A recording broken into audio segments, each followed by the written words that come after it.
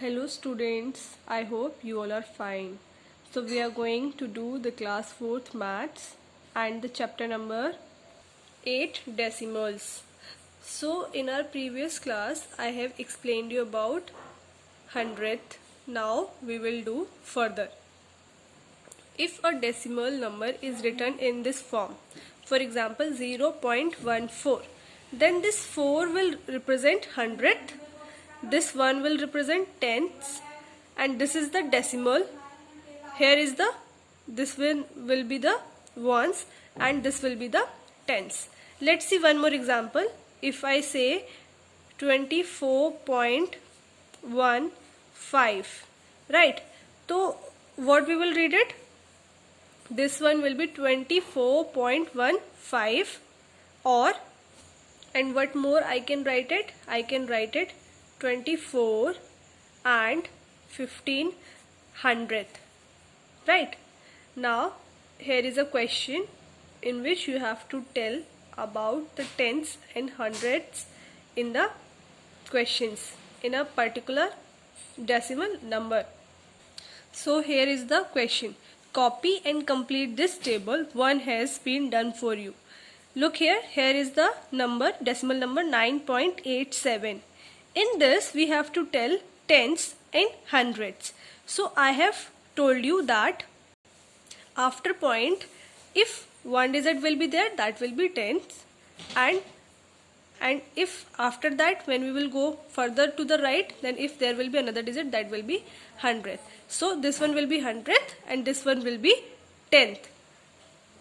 In the right side, second one will be hundredth and first one will be tenth from the decimal.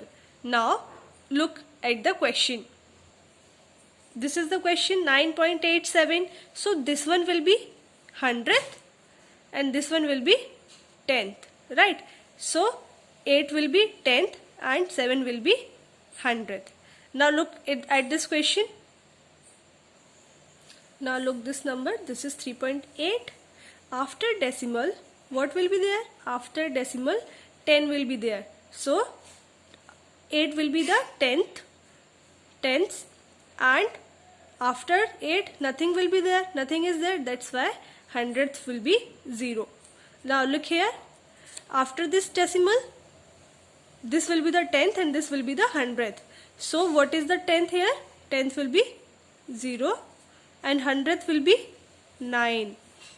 Now look here in this question, right, 0.5. So after decimal, what will be there? This is tenth. So 5 will be there, and after tenth, is there something? No. Then 0 will be hundredth. Now look here.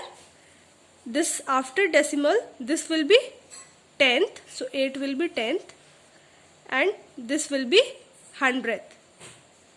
Right? Look here. After decimal, this will be tenth, and this will be hundredth.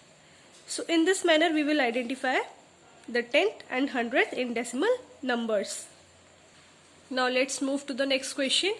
Question number 4. Change the following into decimals. Here are the decimal fractions and we have to change it into the decimals. Now let's do it. So A part is 9 hundredth. What we will read it? 9 hundredth. So how we will write 9 hundredth in decimals? We will write, because after decimal how many points will be there? 2 points. 2 digits will be there. One will be 0 and one will be 9. Because 9 is there, that's why 9 will be there, and before 9 nothing is there, that's why we will write 0.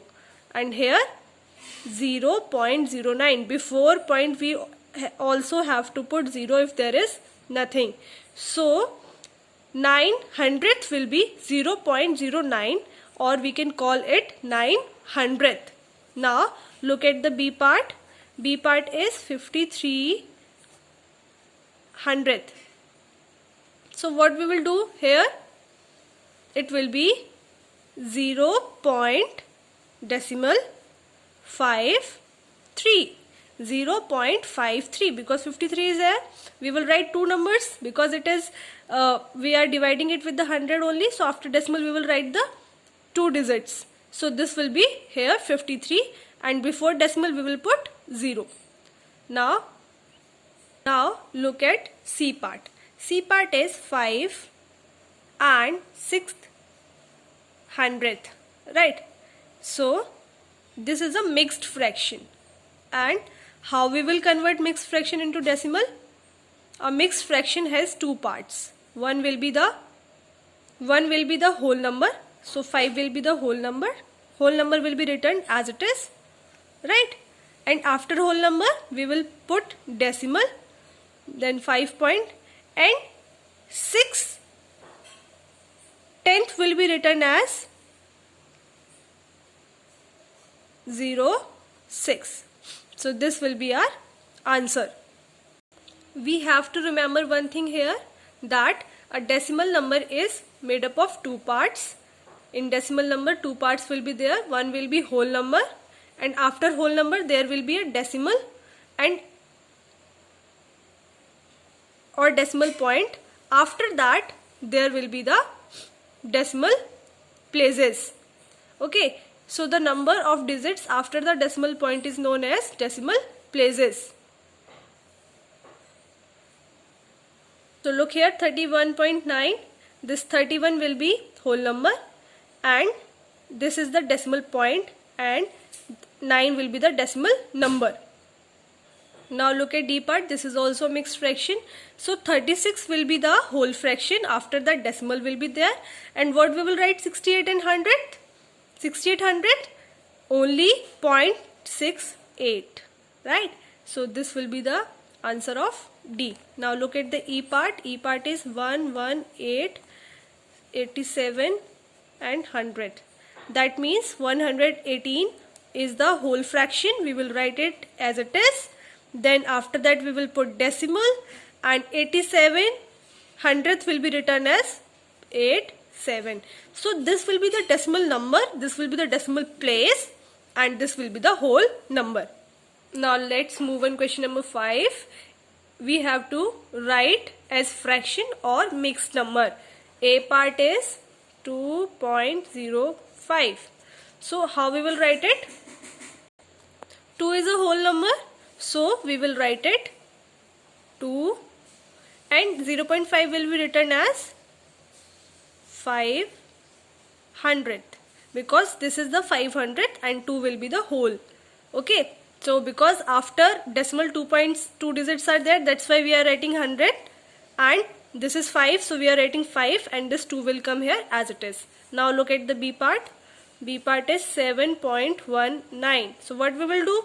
7 will come like this, 7, and this 19 will come upside as a numerator, and this, because after decimal how many digits are there? 2. That's why we will write it. We will write here 100. So answer will be 7 and 19 hundredth. Right? Now look at C part. C part is 28.45. So 28 will be whole number. Then this 45 will be written as 45 upon 100th. Right? Now look at the D part. D part is 470.08. Now what we will do? 470 will come like this, 470 and 08. Right? So we will write 8 here and 100 here. Now look at E part. 102.32. What we will do? This 102 will be whole number. This 32 will be like this, and 100 will come like this. So this will be the answer, and in this way we will do this question number 5. I hope students this is clear to you. In next class I'll come up with a new topic. Till then all of you take care and bye bye.